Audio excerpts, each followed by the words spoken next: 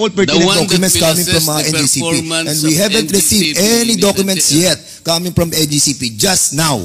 Ngayon lang tayo naka-receive ng documents sa kanila eh. Ano, pipigilan nyo ako na kunin to. Ang tagal-tagal ko na kinukuha to. 2019 pa. Mr. Chairman, if I... We'll be discussing non-final decisions and merely temporary drafts. Otherwise we'll be intruding into the authority of the ARC in finally determining what should be done to this particular period for reset. Mr. Chairman, how can we be discussing drafts? Mr. Chairman, this, I would just like to ask. Oh, Mr. Chairman, Ms. Di Balanta, are you agreeing to discuss here something that you have not finally decided on? Mr. Chairman, that's the reason why we have this. Honorable Dan Fernandez. That's the reason why, Mr. Chairman, that we have this oversight power to check the abuse of some agencies of our government, especially na maapektuhan yung sinacharge sa ating taong bayan. Pera ng taong bayan ito eh. Sinacharge natin eh. Yung ang sinasabi natin dito ng mga proyekto na hindi pa tapos, i-charge natin sa ating mga consumers. And yun ang pinaglalaban po natin dito.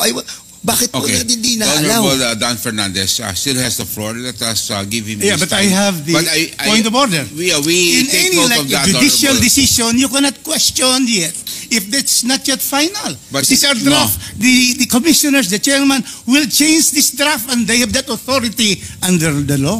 Okay. So how can we be discussing drafts of possible decisions? Okay. I would like to ask, Madam, because we have a point of order. Mr. Chairman, I still have the floor. Mr. Chairman, I still have the floor. The point of order and you have to decide on the point of order, Mr. Chairman. Decide on the point of order. Yeah, the point of order is precedes all. The point is, Mr. Chairman, have we violated any rules with the manifestation of Congressman Rufus Rodriguez? What rule has been violated, Honorable Rodriguez? Because here we have to understand that he's asking a question based on some research that he has made. Yes, that's correct. So let us give him that time. Because you have to understand that a point of order interrupts anybody. I will agree. But you will have to cite also what rule have you violated.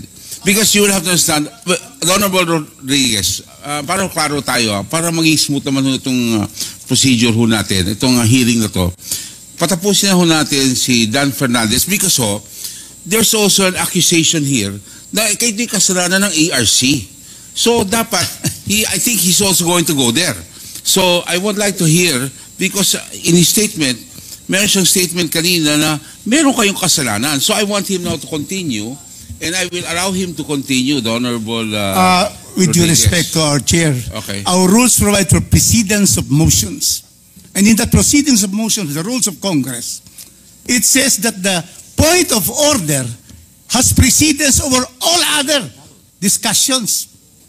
And that is why I'm saying that I have a point of order that in this proceeding, we cannot be discussing drafts which are not yet final.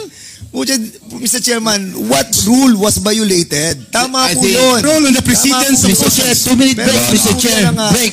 Can we have a break, Mr. Chair? Session, Mr. Chairman. Session suspended. Wala naman tayo binabiolate sa rules eh. Pag nag-cite ho tayo ng rule, point of order, you will have to be clear. Mona, ito pong inaaral ninyo, yung pong mga bagay na pinag-aaralan para alam mo, kailangan po natin maintindihan lahat ito.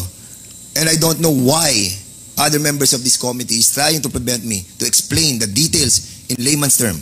Ngayon, ang ating pong Mona, so, sa pagbibigay ng tamang taripa na ikakarga sa taong bayan, ano yung mga kino-consider dito? Ito, alam mo ito yung return on capital, return of capital, operating expenses, taxes. Can you kindly explain briefly? Mr. Chair, with your indulgence, yun pong sistema po or programa ng rate setting sa ating regulated entities, NGCP at distribution utilities, yung tinatawag na building block approach. So meron po tayo mga building blocks katulad nga po ng nabanggit ninyo na CAPEX and then yung return on capital or return on the total CAPEX including the opening asset base. The return of capital, ito na yung mga kasama yung WACC, depreciation, at yung mga operating expenses or OPEX, mga O&M expenses po, at taxes po, kung allowed po sila under the rules of Okay, recovery. in other words, Mona, no, para mapabilis tayo. Itong tinatawag natin regulatory asset base, itong RAB, ang sinasabi natin, ito yung pinaka-asset natin, di ba? Pinaka-asset ng transmission. Tama? Tama po. Tapos kailangan natin dito yung CAPEX, kung magkano yung Ginastos yung gagastusin para doon sa proyekto. Now, kapag mataas ang lahat ng ito, mataas ang singil ng kuryente. Kasi yun po yung base po, multiply. Correct. Multiply mo dun sa... At ang sinasabi po ng batas, kailangan just and reasonable na ibibigay sila rate para sa ating mga kababayan. Am I correct? Tama naman po. Okay, question. Puntahan natin yung opening RAB. Kasi sa 2015, okay, ano ba yung opening RAB? Ito yung sinasabi natin na ano yung total asset nung 2015 ng transmission. Di ba? May opening RAB tayo dyan sinatawag May closing. Closing na yun, tapos na yun 2011 to 2015, tapos na yung third regulatory period. Pupunta na tayo sa fourth regulatory period. At ang sabi, yung closing RAB o yung closing na asset na to, pupunta ngayon, moving forward, doon sa 2016 sa fourth regulatory period. Ang tanong, sa draft partial initial determination dito at sa draft final determination, dahil sa tinatawag na roll forward methodology na ginamit ng ERC, mahalaga na malaman. Di ba? Malaman natin ang tamang halaga ng assets ng NGCP na dapat mag-roll forward doon sa fourth regulatory period. Nagsagawa ba ang mga experts na kinuha ng NGCP para malaman ang halaga na dapat may roll forward doon sa closing RAB papunta sa opening RAB ng fourth regulatory period? May mga expert pong kinuha ang ERC para po Sino po? mag-validate Sino dito. po? Sandali. Andito po ba inibitahan natin yes. ang You have one more question, the Honorable Fernandez. Then we will have to move, then you will have to go for second round. One more question. Proceed. Are you done with your answer? Mr. Chair, sagutin ko lang po kung sino po yung Yes. consultant. NCL Consulting po. Nandito Yes. po sila. NCL, okay. One more question, the Honorable Dan. Okay. Ang Royal Asia, Appraisal Corporation, andito po kayo. Magkano binayad sa inyo para tayo po ay mag-appraise ng lahat ng total asset, yung regulatory asset base ng ating NGCP?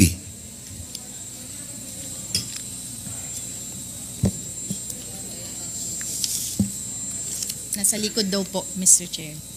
Magkano ibinayad? Tinatanong lahat ang binayad. Pakisagot lang po. Hindi, ERC na lang. Magkano binayad? Sa 29 million for NCL and 12 million, is this correct? Sa RAAC? Anyway, bigyan nyo na lang sa akin mamaya. Sige po, may Okay. breakdown po kasi yan. So, ang tanong natin sa RAAC, ano ang opening RAB ninyo? So, ano yung asset na natapos natin sa third regulatory period, moving forward sa 2016, anong opening RAB natin? Last question, please reply. Ano last question? Yes.